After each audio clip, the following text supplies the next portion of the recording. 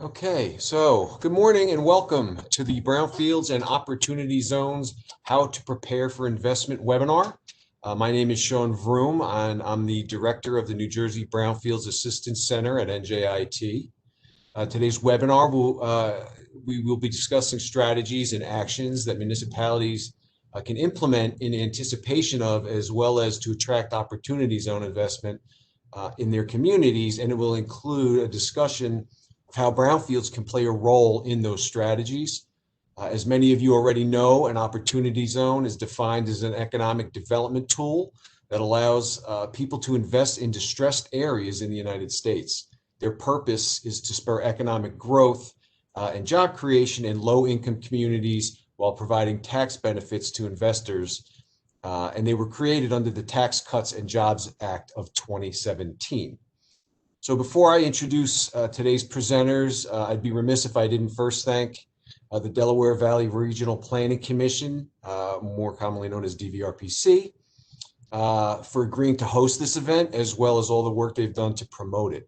Partnering with entities such as DVRPC is critical to the success of the work we do at the center and our ability to reach a wider audience.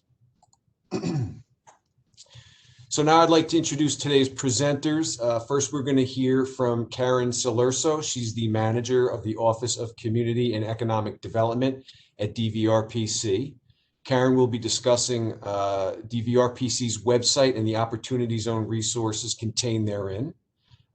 Next, to set the Brownfields Foundation, I'm going to provide a brief overview of what Brownfields are, how they came to be, and the advantages of pursuing their reuse and redevelopment. Then we're going to hear from John Costello, who's the Senior Policy Advisor with the New Jersey Economic Development Authority. John will be discussing how to catalyze opportunity zones, including transferable practices and strategies to prepare for and attract investment, as well as the associated challenges and solutions. And last but not least, we are going to hear from Robin Lapidus, who is the Executive Director of the Flemington Community Partnership Business Improvement District. Robin will provide real-world examples of how the strategies that John's going to highlight were applied to promote investment in Flemington, New Jersey. So before we begin, I just want to quickly go over some housekeeping items. All the participants on this webinar will be muted during the course of the webinar. And you can submit, I'd ask that you submit your questions via the Q&A tab, which you should be able to access on the bottom menu of your screen, and address your questions to all. And feel free to, to submit those questions during the course of the webinar, and then we'll get to them at the end of the webinar, time providing. I'm hoping we'll have some time. We're going to try and keep this to an hour. I'm hoping we'll have time to address those questions. And this webinar is being recorded and will be posted on the New Jersey Brownfield Assistance Center's resources webpage. So with that, I'm going to turn it now over to Karen.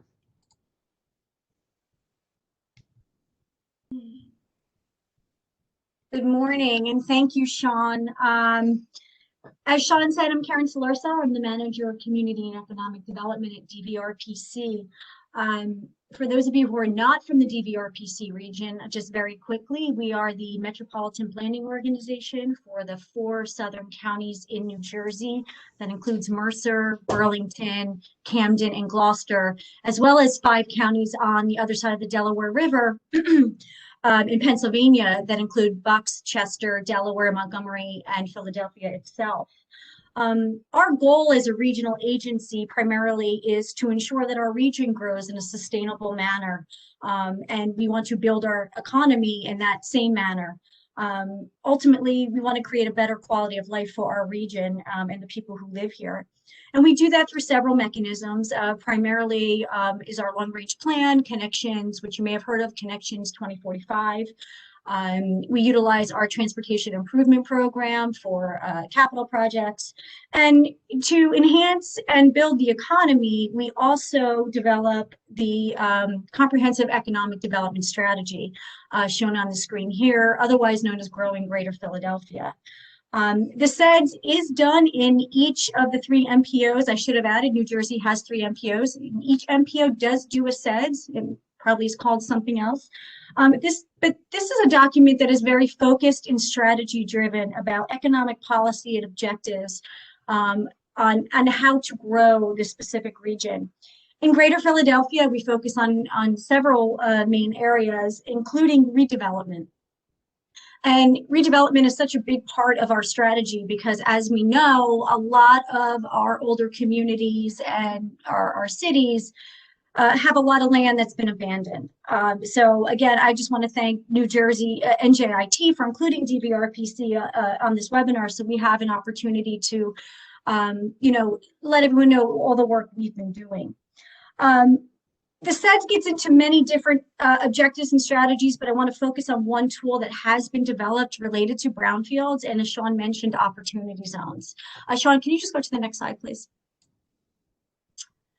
So to address that issue of opportunity zones, and may I just say that the region that I work in has 126 opportunity zones throughout. And what we're trying to do is, they're very complicated, and we'll hear a bit more about that today, but what we're trying to do is to help our municipal and local governments to understand where these opportunities exist and how they can be leveraged with other incentives currently in place. So if you look at this, this is a screenshot of a tool we have on our website called the Incentives Area Mapping Tool. And what we have here is all the economic incentive areas for New Jersey and Pennsylvania, as well as opportunity zones. And we're encouraging anybody, any municipality, private sector developer to go and have a look and see where you can make a connection, see where there are opportunities to leverage funding. One of the things I'm really excited about here today is that we're going to hear from the state, New Jersey EDA, and on all the programs they have available for municipalities. And then we're going to hear from a local jurisdiction that has taken all those tools and really put it into practice. So I encourage you all, and I'm going to put this website actually in the chat box, encourage you all to go check out our website, check out the plan to see what we're doing at the regional level to help incentivize any redevelopment that we can. So with that said, I'm going to turn it back to Sean, and I'm going to be available to jump back in at the Q&A.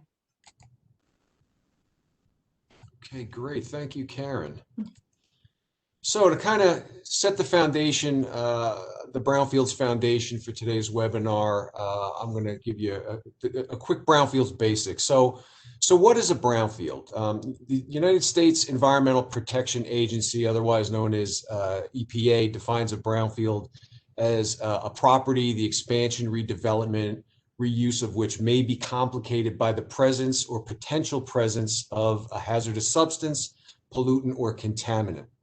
So both Pennsylvania and New Jersey have similar definitions. Pennsylvania defines a brownfield as an underutilized property where the presence or potential presence of hazardous substances, pollutants, or contaminants complicates expansion, redevelopment, or reuse of the property. And New Jersey law defines a brownfield as any former or current commercial or industrial site that is currently vacant or underutilized and on which there has been or there is suspected to have been a discharge of a contaminant. So some brownfield sites are easy to identify. They typically, they contain factories, an abandoned factory or a closed gas station, but some are simply vacant tracts of land. So, why do we have so many brownfield sites? So to answer that, we need to go back in time to the 17 and 1800s, and as well as the early 1900s. During the Industrial Revolution, New Jersey and Pennsylvania were both prominent leaders in the industrialization of the United States. Our cities and small towns alike contributed to our industrial productivity. There was a time when we created machines, chemical manufacturing, and factory systems. We had shipyards, rail yards, and steel mills. And chemical spills seeped into the ground. And the common practice of getting rid of the waste products was literally dumping them out the back door or burying them on site. So this practice of waste disposal and uncontrolled spills continued until the mid to late 1900s, when the federal government began to promulgate laws and regulations that not only addressed the proper handling and disposal of waste, but also focused on cleaning of contaminated properties. So when New Jersey and Pennsylvania experienced an economic shift and urban exodus beginning in the mid-1950s, industries, factories, warehouses, mills, and rail yards that were once part of those two states' economic and historic fabric either moved elsewhere or became obsolete. However, abandoned industrial sites as well as the soil and water contamination remained behind. So brownfield sites include old mills and factories, junkyards, and rail yards, the byproducts of our industrial legacy, basically. Additionally, closed gas stations and auto repair shops, former dry cleaners, and other vacant commercial properties are also considered brownfields. And it's important to point out that not all contaminated sites are brownfields and not all brownfields are contaminated. So for instance, you can have an active gas station site that is experiencing a leaking underground storage tank. That's not a brownfield because it's still active. A site containing a closed auto repair facility would be considered a brownfield. However, it isn't necessarily contaminated. So it's important to understand that difference. So it's no surprise that brownfields have negative impacts to communities. They can contribute to neighborhood deterioration and the negative perception of the neighborhood. They can attract vandals, open dumping, or other illegal or unwanted activity. They can degrade soil, water, air quality, and potentially cause public health issues. They can lower property values, reduce employment opportunities, lead to a loss of tax revenue, and limited economic growth. But brownfield sites do have some advantages. Many of these sites are located along waterways and rail lines and in downtowns, giving them locational advantage for redevelopment. And many already have existing infrastructure such as utility and sewer lines serving them. And most of all, a brownfield holds the potential for being transformed into a community asset. So looking through the lens of the triple bottom line, and that is environment, economy, and equity, cleaning up and redeveloping brownfield sites touches upon all three. So when we clean up brownfield sites, we're improving the environment. Brownfields can also be redeveloped to deal with climate change issues such as persistent flooding by creating land uses that store floodwaters such as rain gardens, multi-use fields, and other forms of green stormwater infrastructure. And redeveloping brownfield sites can improve a community's economic conditions by catalyzing economic development, creating jobs, increasing tax revenue, and diversifying the local economic base. It can also help improve social equity in so many different ways, including the removal of health and safety hazards, removing eyesores and improving community appearances, alleviating community fears and worries, and transforming these properties into community needed uses such as affordable housing, recreation, schools, healthcare facilities, urban agriculture, and much more. So cleaned up and redevelopment brownfield sites are key ingredients to creating economically, environmentally, and socially equitable communities. So hopefully that little overview provides you with a good brownfields base as we move now into the opportunity zone portion of the webinar. And with that, I will turn it over to John. Sean, thank you. It's a pleasure to be here today. And I'm going to be speaking about how the EDA and our state partners across the entire Opportunity Zone Working Group have been helping to catalyze New Jersey Opportunity Zone communities. Next slide, please. One of the reasons that we need to catalyze Opportunity Zone communities is because New Jersey really does have that economic competitive advantage from the across the United States. We have a great location. We have exceptional infrastructure. We have the human capital, highest concentration of scientists and engineers across the world, diversity, and a diversified economy with over 21 Fortune 500 companies. Next slide. But as part of that, how can we make this equitable? So as part of Governor Murphy and Lieutenant Governor Oliver's economic plan, we're looking at 5 goals. So the first goal,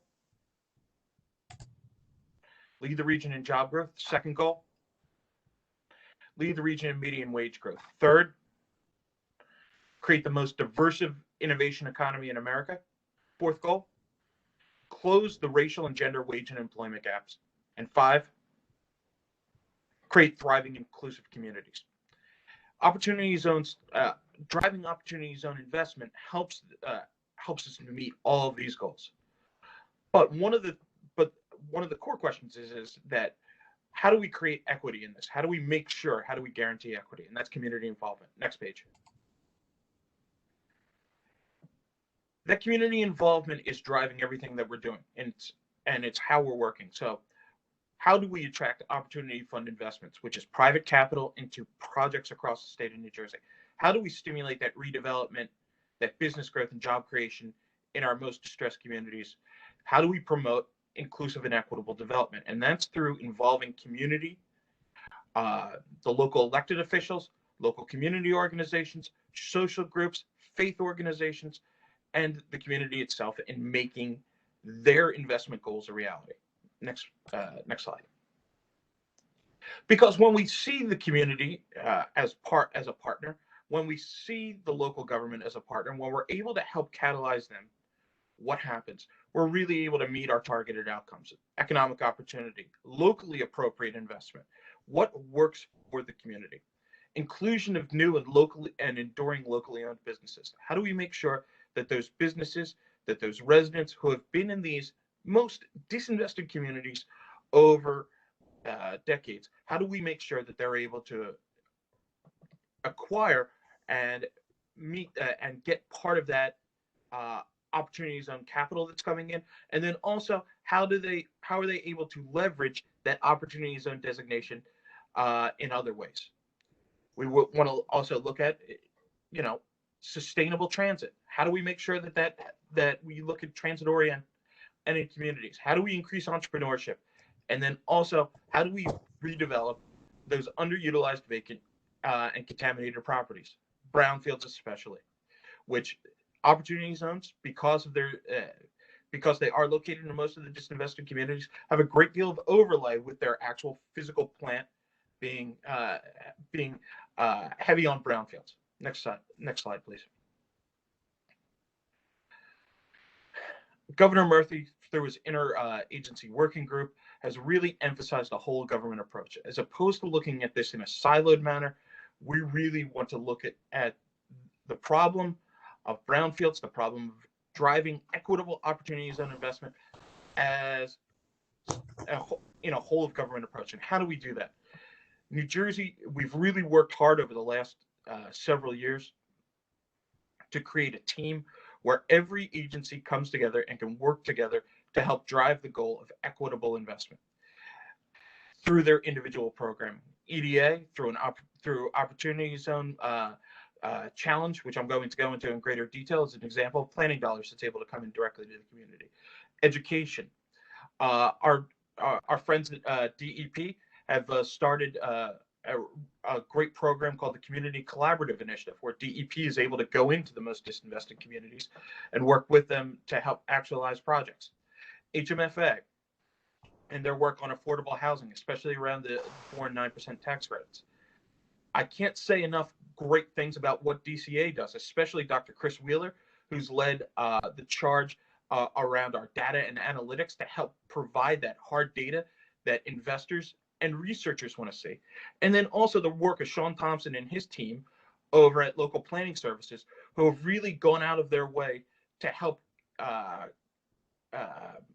both in the planning aspects, working with communities on how to create efficient, equitable plans for redevelopment, as well as really exceptional work being done on their Main Street and on their Main Street program. Just really, really great work done over there. And then last but not least, the undiscovered jewel in New Jersey, in New Jersey development, which is the NJRA, being led by Leslie Anderson, and who have really driven in and looked at investment in a really innovative way that made us all think differently. So really just a whole of government approach, being led by some great people, thinking about how we do things differently.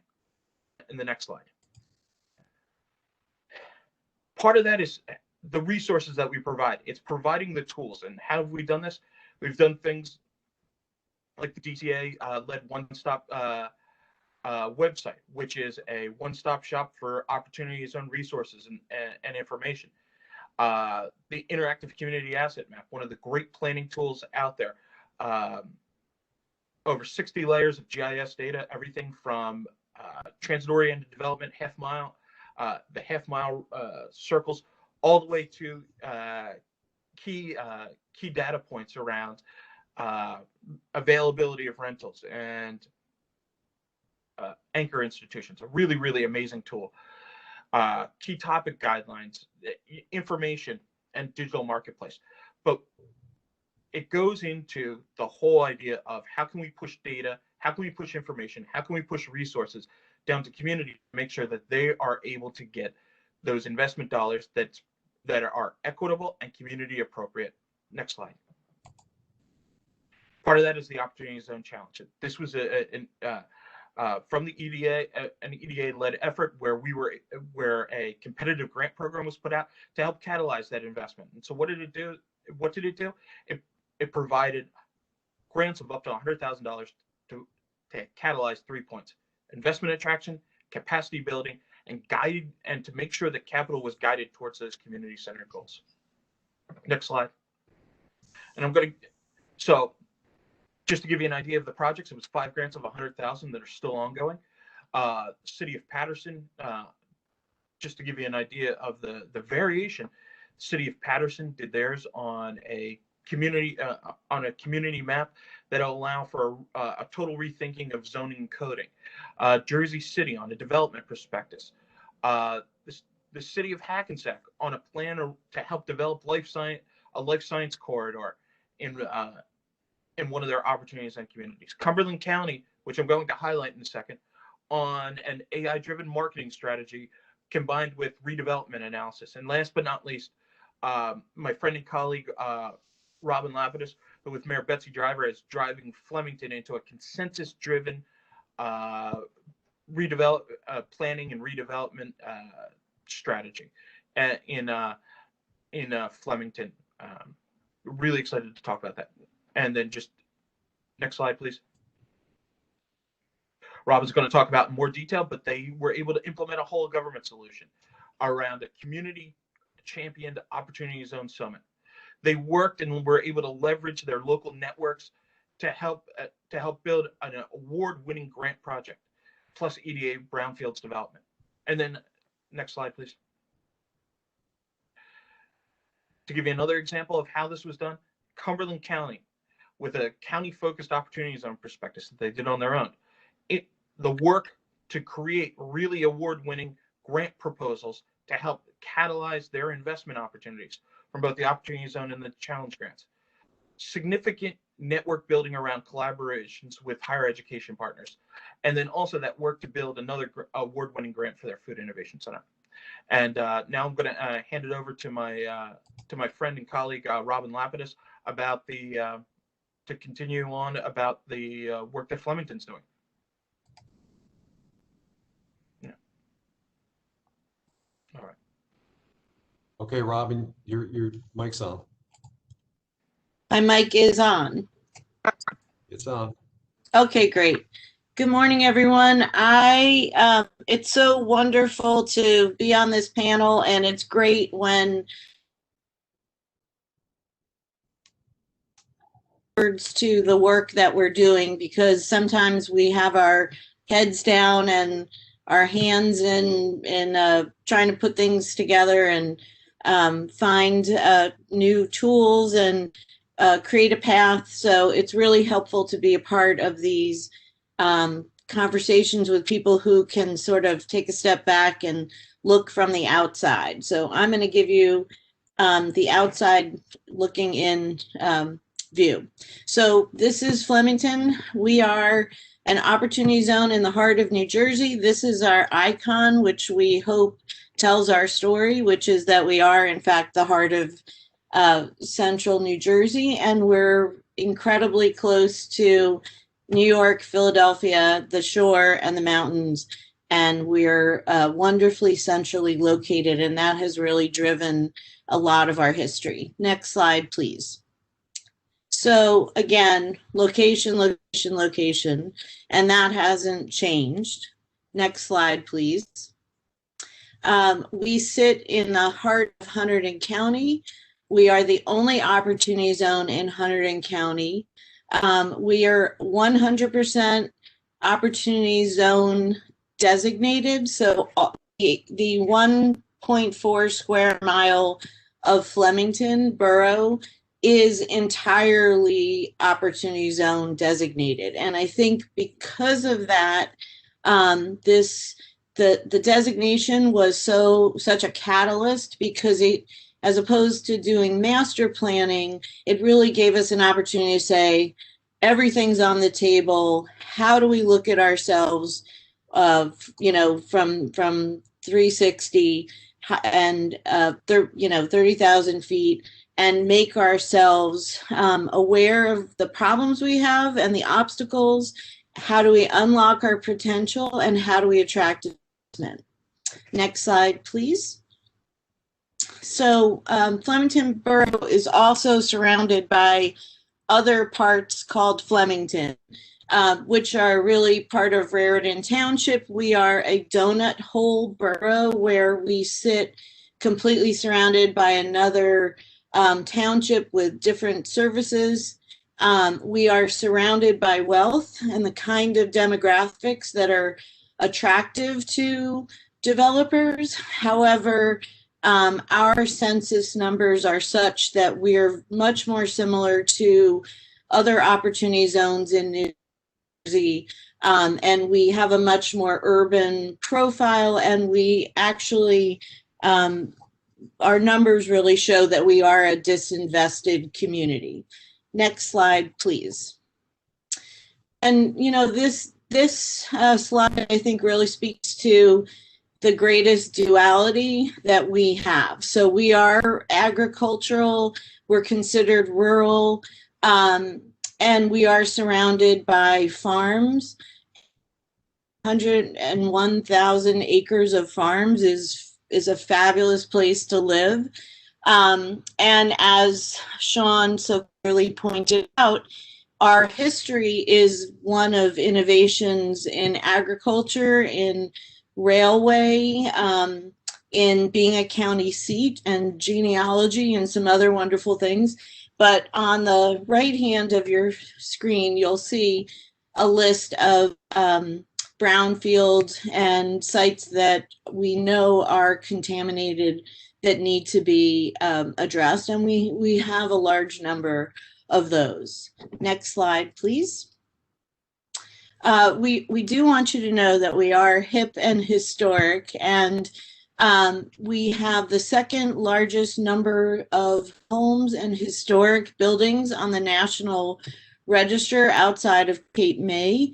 And we also have a really cool kind of very entrepreneurial group of business owners who opened shops and are doing things that are really interesting, like my friend Marie at the Kombucha Bar, who has a less than 100 square foot size shop, and she is the go-to woman for kombucha, and she does a lot of sustainable, great business practices, and she has a huge following throughout the region. Next slide, please.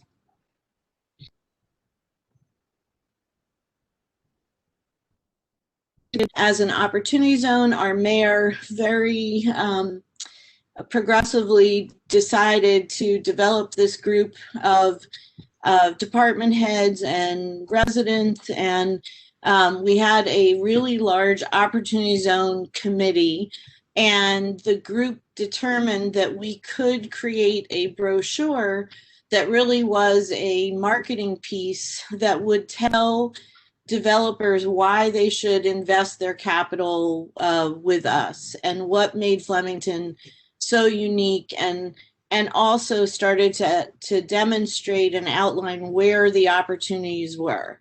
And then we decided ambitiously that we would have a Opportunity Zone Summit, and this was really before there were a lot of summits and symposium about how to do Opportunity Zone. We just kind of thought our way through, and we had 120 developers show up.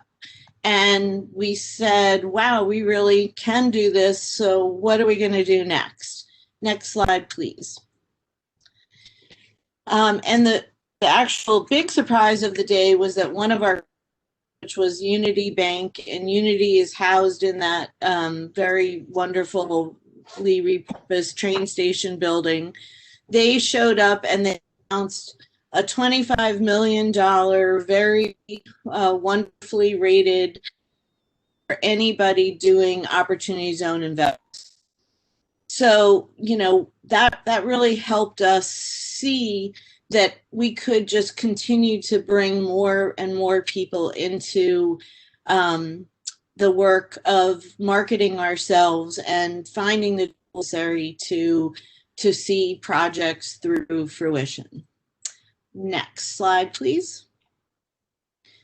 So we created this piece, and it outlines the 4 shovel-ready properties that are on this map, color-coded.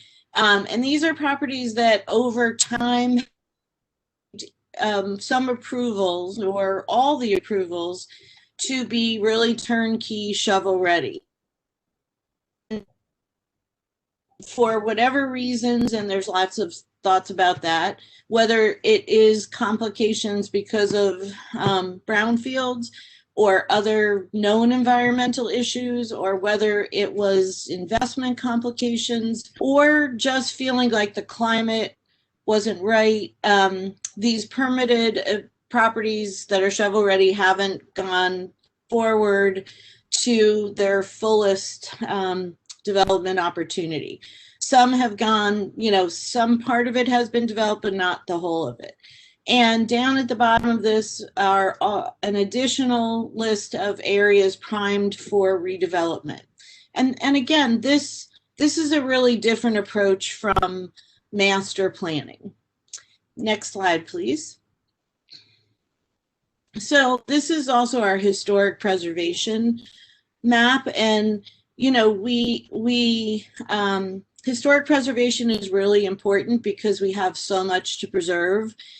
But we also know that the path to preserving jewels in architecture is having funding and having other areas in your community that are easier to develop, and having, you know, everything kind of work together. Next slide, please.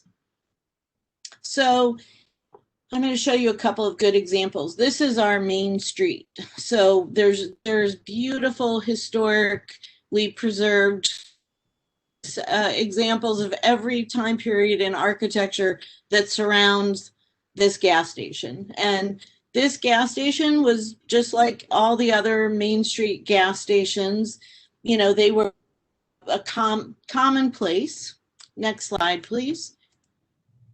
They owed some tax money, and so the municipality took over the property, and the municipality actually began the cleanup work, and it created a series of liens on the property, and it sat like this without John sale sign on it for a really long.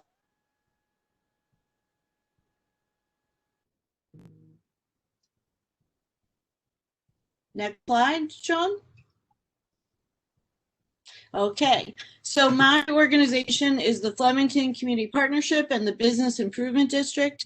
We are funded by a additional tax assessment to our commercial property owners, and we are charged with business recruitment, attraction, retainment. We're also charged with economic development planning and advocating for our businesses. So, you know, we don't have any liquor licenses in our town, so we created a beer garden in the in the filling station parking lot, and that's what it's become known as, is the filling station. So it really was a demonstration project that this Main Street garage could be cleaned up, it could be made charming, it could be a great place to serve beer on the weekends. And as you can see, there's a lot of everybody. So we really had families coming out every weekend to celebrate community and the good life in New Jersey on that property that I just showed you. Next slide. So the good ending is that the garage space has a buyer. They just finished the last bit of remediation, and if all goes well, we fully expect to see a bake diner on the gas station property. This is the center of our town, and this is called Courthouse Square. We say this is the future of Flemington because it really is a tremendous anchor project on our main street, and having this project get stalled for 10 years, which is what happened, through a planning process and a neighborhood group that wanted improvements to the plan. This took a very long time, and unfortunately the hotel and many of the other buildings around it have deteriorated. And the result is that the hotel facade and I think 4 or 5 buildings in this picture will be preserved, and the rest of it will be redeveloped. Next slide, please. So here we are. This is from 2 weeks ago. They finally have the permitting. The facade is being shorn up, and that is the crew. Next slide, please. This is what everyone who there's a row of homes facing this. So people who live in town have been looking at this for many, many years. And this is that depreciation that really depreciates more than just your economy and your feelings of equity. It also is a morale depreciator, and can really lead to some negative press and negative feelings for your town's ability to solve its problems. Next slide, please. This is looking through the hotel at Flemington Furs, which was a really large business in Flemington that since is no longer an important industry as it was in the past. Next slide, please. This is the kitchen as it was left. Next slide, please. This is Liberty Village. So we have the first outlet mall in the country. It was visionary and unique and a destination for people from, all parts of New York and Pennsylvania. We parked 30 buses a day here, and you can kind of see in this slide that if you look at the left of the circle, there is a lot of parking, and there's even more parking beyond that. But that is all mall. It's about 25 acres. It's a really important slice of activity in our town, and it has unfortunately declined as malls became more popular in other areas, and we're not unique destinations. As a new owner, they have made it clear that they buy distressed malls. They are waiting for the community to give input on what we want this area to be, and what we think is the highest and best use, and what would that look like, and what amenities would make it a great deal for everyone, and really also what are the dollars and cents that would dictate the best use for this area that would fit with a community of people. Next slide, please. In addition, this is the Flemington Cut Glass property. That street left is our main street. And as you can see, it steps back into the neighborhood. The line at the bottom that kind of goes on a diagonal is actually a railway that's used Wednesdays and Sundays for freight, and every once in a while for our vintage nonprofit steam train, which is novel and wonderful, but this area is clearly underused and underutilized, and we're waiting. This has been approved for a long time, and we're waiting for something to happen. Next slide, please. So across from Liberty Village, there is a proposal for a housing development that looks like this and has a couple of amenities, and we think would really help bring back that area and the rest of Flemington. Next slide, please. This is what it currently looks like, and you can see this looks much more agricultural and rural than urban. But the where that housing is proposed is currently a manufacturing plant and a warehouse. So we would be trading in warehouse, unlike other parts of the state, for housing and community. Next slide.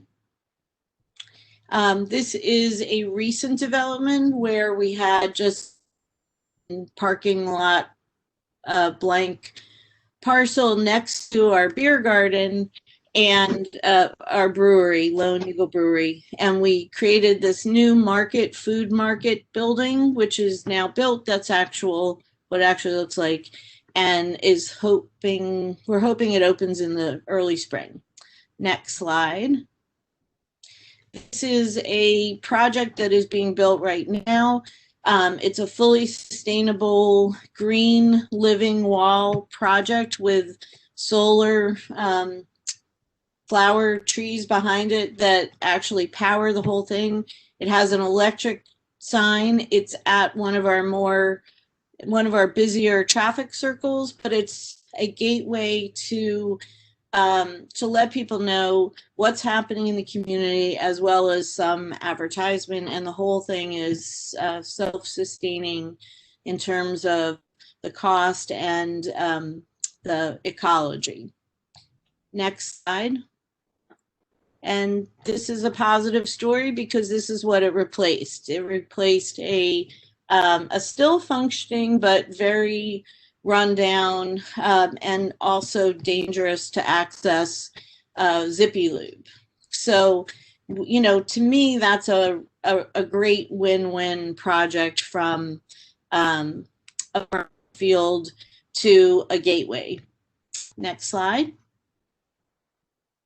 And this is an example of a different kind of business investment where the owner of this building had a pool store tenant, and really it was the building was filled with contaminants, and there was chlorine in those parking spaces, and it's now a very beautiful boutique that's bringing a lot of destination traffic to this former more passive use.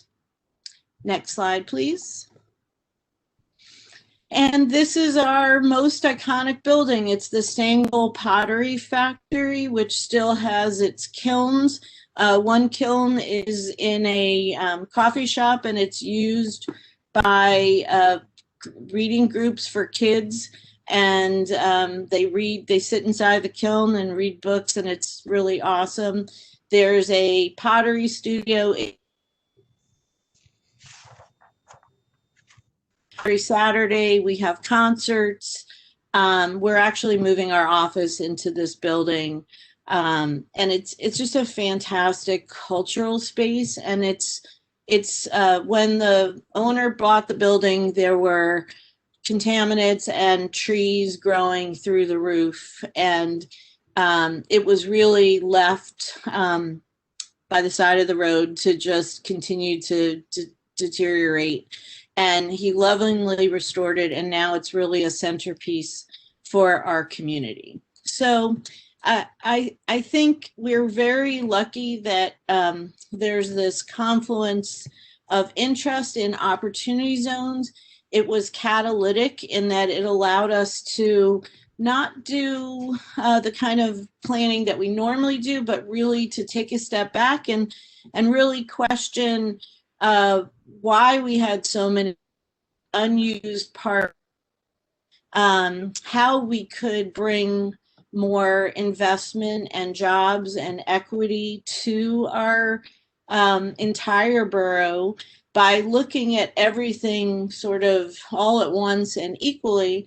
And what we determined was the best use of the $100,000 grant that we were really grateful to receive was to find experts who could help us build community consensus on what the community would hope to see, would welcome, because unfortunately people do get used to looking at blighted, and forgive me for saying blighted, but at deteriorating buildings, and it does affect how people feel about their where they live. So we really saw this as an opportunity to lift everyone up and look for ways to unlock potential, and also to be prepared, knowing that most of our sites have the perception of contamination, if not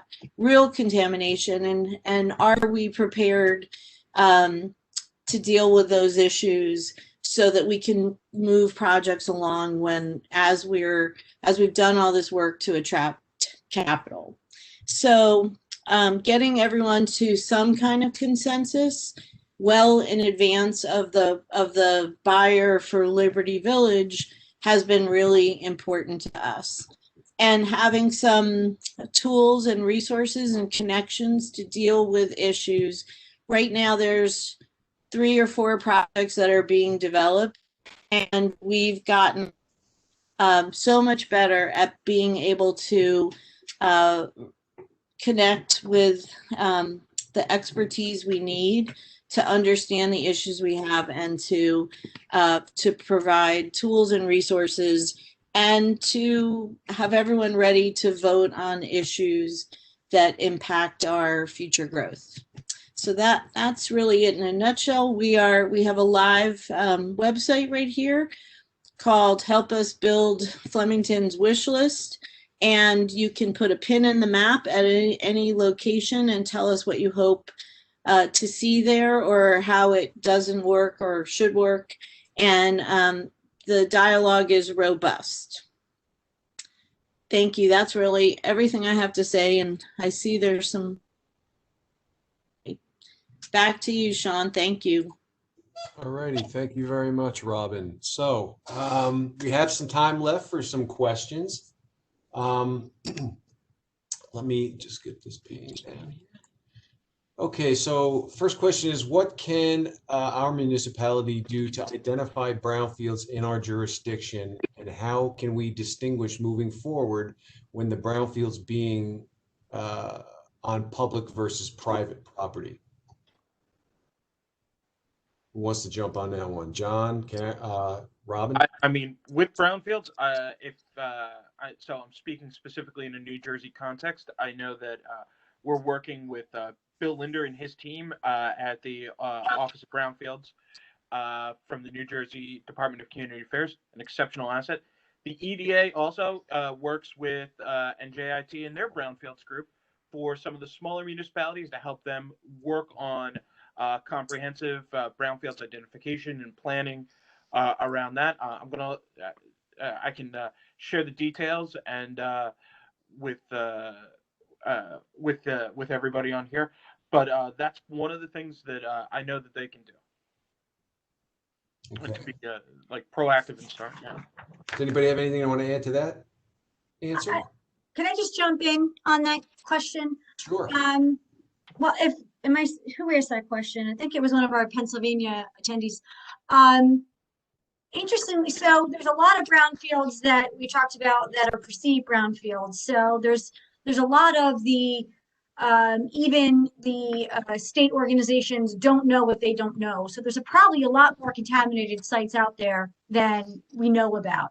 With that being said, I think it's important, you mentioned the public versus private property thing. If you do have a large brownfield site in your community that is privately owned, that should not stop you from wanting to move forward with the redevelopment. It just takes a lot more creativity and partnering and consensus building to move that forward.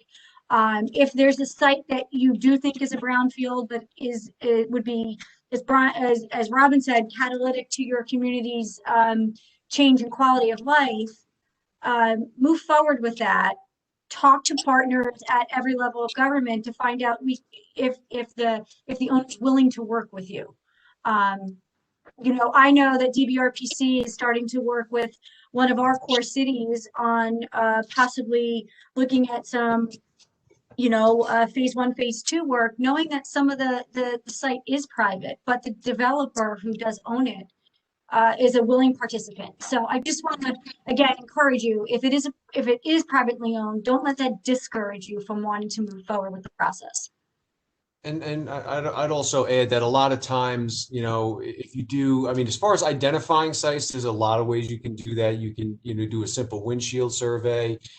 You can check out certain real estate sites that will help you identify brownfield sites, and then you can go over. I know, at least on the New Jersey side, there's, you know, SiteMart, there's Data Miner that are available where you can find get information on certain properties.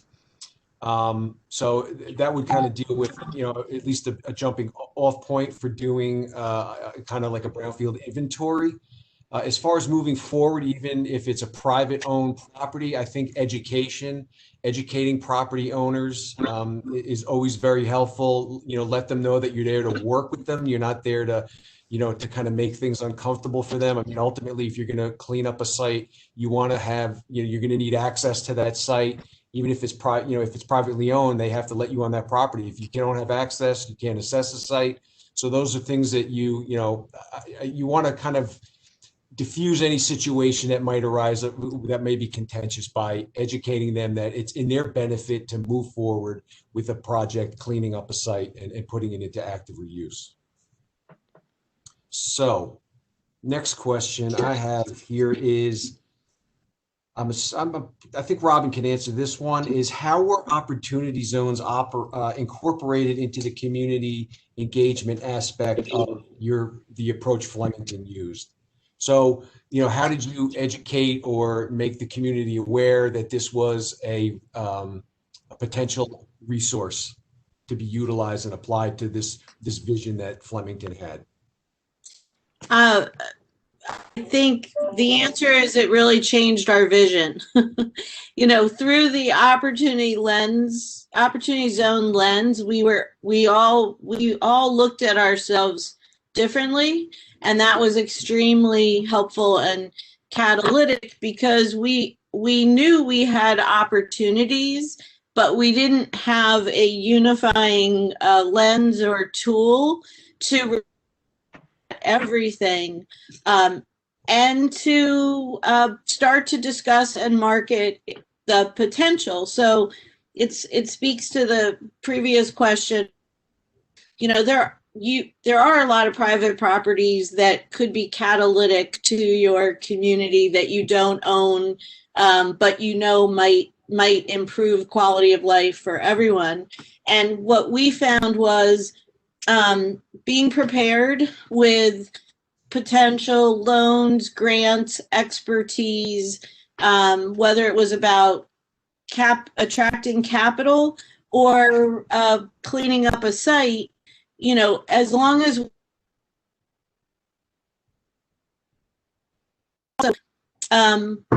that we were communicating that everyone in town was kind of rowing together to move things forward. And that, I think, was the most important thing that happened to us, was that we had our Opportunity Zone Summit. We had every single person that you would have to interact with to get a project done in the room, and on the panel, so everyone could just see each other and see that while the process has many moving parts, we were all unified in moving things forward together. Great, thank you. Next question is there funding available for cleanup? John can handle this one, but I'll at least speak to the federal level. Yes, there is funding available for cleanup. EPA solicits, they have a Brownfields program, and they annually solicit applications for those monies. They have assessment grants, they have cleanup grants, they have multi-purpose grants, they have revolving loan fund grants. Revolving loan and multi-purpose grants alternate every other year on when they're available. But it is a highly competitive process to get those funds, but they are available. Pennsylvania also has state brownfields money available. I don't know if exactly what that program is called in Pennsylvania, but they do. I mean, I can, if you want, I can certainly put you in touch with the right person at Pennsylvania. They could explain the Pennsylvania program to you. But John, you want to talk about what's available? I know you guys, you had a bunch of stuff available in New Jersey, so Yeah, I'll let you take I that. mean, in New Jersey, we're actually really excited. As part of the new incentive package, the governor really made an emphasis about brownfields redevelopment, and most importantly, equitable community-focused brownfields redevelopment. So there's one product that's live right now. It's our Brownfields loan program. This is a super low interest loan program designed to help on everything from site and building remediation to some pre-planning costs. One of the things that we wanted to guarantee in this product is that there was a heavy level of community involvement. So what we did was, as part of the evaluation process, we're looking at things like stakeholder engagement in a serious way, and we're also looking at community involvement in a serious way to see those as part of how this project is going to impact the community and does that community support.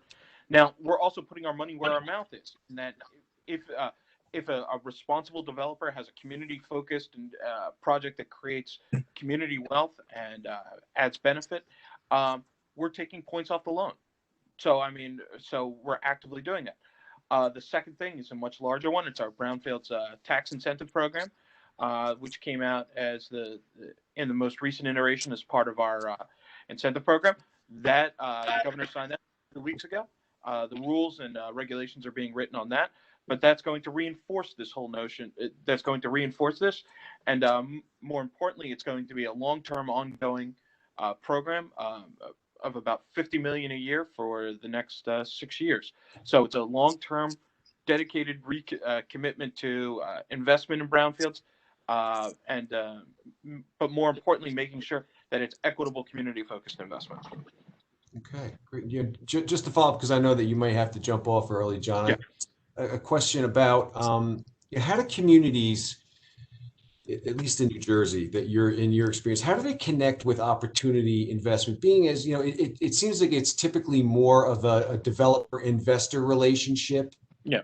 Then, how does a municipality or a community, kind of engage that, get into that loop? So it's two things, and I'm going to speak in really. It's two things. One, get in contact with us, myself, Chris Wheeler, and Sean Thompson over at DCA. We want to work with communities to help them put those projects out there, either on our community asset map, where we do post our opportunities on projects, as well as helping communities to market themselves. And then the second thing is what Robin did, and it's that self-actualization. It's making sure that your electeds, that your community leaders are talking to each other, that know about the program, and then are able to talk about know about what projects are happening. It's activating your local networks. It's being able to talk about. It's being able to let your people who have contacts with investors, who have contacts with banks, who have contacts with those people, know that you have projects out there.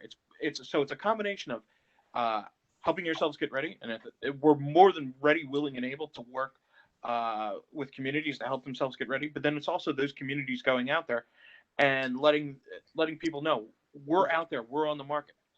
And Robin in Flemington is a perfect example. Activating those local networks, starting to talk to their electeds, to the local business community, to the local banking community, to start catalyzing that. And it snowballed. That snowball then moved forward into the summits. The summits then move forward into other things. And so it becomes a real self-fulfilling prophecy when those networks start activating and hitting on each other. Both to set up the projects, get yourselves ready, and then also to go out there. All righty. Well, thank you. All right. Well, I don't see any other questions. So that, let's see. Yeah, no more. So that wraps up the Q&A segment. But before we end today, I just want to provide participants with the contact information for 2 free Brownfields assistance resources. The first is for those participants that are located in New Jersey. And that would be the New Jersey Brownfields Assistance Center at NJIT. You can reach out to the center's Brownfields Help Desk by calling 973-596-6415 or by emailing newjerseybrownfields@njit.edu. And for those participants that are located on the Pennsylvania side of the river, you can contact the New Jersey Institute of Technology's TAB hotline at 973-642-4165 or by emailing tab@njit.edu. For those not familiar with the New Jersey Brownfields Assistance Center, it's the first of its kind and only center that solely focuses on and serves New Jersey and is a free resource to its county and local governments. The mission of the New Jersey Brownfields Assistance Center is to educate and engage communities around Brownfields issues, to provide free guidance and resources to county and municipal governments challenged with navigating the redevelopment process, and to develop tools, strategies, and resources, create partnerships, and provide subject matter experts to Brownfields challenged communities. For those not familiar with NJIT TAB, it's an EPA-funded program designed to serve as an independent resource to local, county, state, regional, and tribal governments, as well as nonprofits interested in the cleanup and reuse of brownfields. So NJIT has provided TAB services to EPA Region 3, which includes Pennsylvania, since 2008. NJIT's goal for both of these programs is to see brownfields transformed into community assets, and we assist in that by conducting educational forums such as workshops, seminars, boot camps, webinars, learning labs, and by providing direct technical assistance to communities. Our educational forums can cover a myriad of topics such as brownfields basics, all appropriate inquiry, green infrastructure on brownfields, to name a few. And our direct technical assistance can consist of a simple phone call to answer a question, a brownfields question, as well, and range out to community engagement activities, brownfields prioritization processes, development, technical document interpretation, and brownfields grant critiques. So what I just described is only the tip of the iceberg as far as the assistance that we can provide communities. So whatever your brownfield needs are, we will tailor them to meet them. And even if you're not sure what your specific needs might be or how you can bring us to bear as a resource, reach out to us and we can help you figure that out. And again, all of the assistance provided through both of those programs is 100% free of charge. So before we sign off, I just want to again thank all of you for taking time to participate in today's webinar. I'd like to thank our presenters, Karen, John, and Robin, who I think provided us all with some very useful information. And a lot of times people process information that they hear a little bit later. So if any questions arise after the fact, I've put all of the presenters' contact information up on this slide. So if anybody has a question, they can contact them in the future. So with that, this will close today's webinar. And again, thank you, everyone. Take care and stay healthy. Thank you. Thank you. Thank you.